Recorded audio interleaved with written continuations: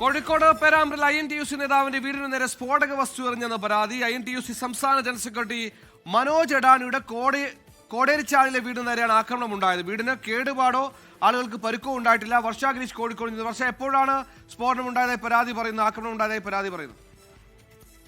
സുഹേൽ, ഇന്നലെ രാത്രി 10:30ഓടെയാണ് ബൈക്കിലെത്തിയ സംഘം വീടിന് നേരെ സ്ഫോടന വസ്തു എറിഞ്ഞത്. വീടിന്റെ മുറ്റത്തോട് ചേർന്ന വഴിയിൽ വൻ ശബ്ദത്തോടെ പൊട്ടുകയായിരുന്നു. വീടിന് കേടുപാടുകളോ ആളുകൾക്ക് പരുക്കോ ഉണ്ടായിട്ടില്ല എന്നതാണ് ഇവിടെ ഏറ്റവും ആശ്വാസകരമായ കാര്യം. INTUC സംസ്ഥാന ജനറൽ സെക്രട്ടറി മനോജ് ഏടാനിയുടെ കോടേരിച്ചാലിലെ വീടിന് നേരെയാണ് ആക്രമണം ഉണ്ടായത്. ഈ സമയം ഇദ്ദേഹത്തിന്റെ മകൻ ഈ വരാന്തയിൽ ഇരിക്കുന്നുണ്ടായിരുന്നു. രണ്ടുപേരാണ് ബൈക്കിൽ എത്തിയത് എന്നുള്ളതാണ് ലഭിക്കുന്ന വിവരം. എന്തായാലും പേരാമ്പ്ര പോലീസ് സ്ഥലത്തെത്തി പരിശോധന നടത്തിയിട്ടുണ്ട്.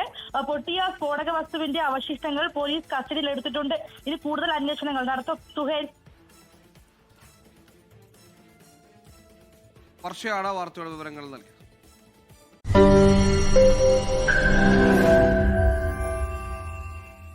ലോകത്തെവിടെയായാലും ഏത് സമയത്തും 24 വാർത്തകളും ഓഗ്മെന്റഡ് റിയാലിറ്റി പാക്കേജുകളും എക്സ്പ്ലെയിനറുകളും വിശദമായി കാണാൻ ഞങ്ങളുടെ YouTube ചാനൽ നിങ്ങൾക്ക് സബ്സ്ക്രൈബ് ചെയ്യാം.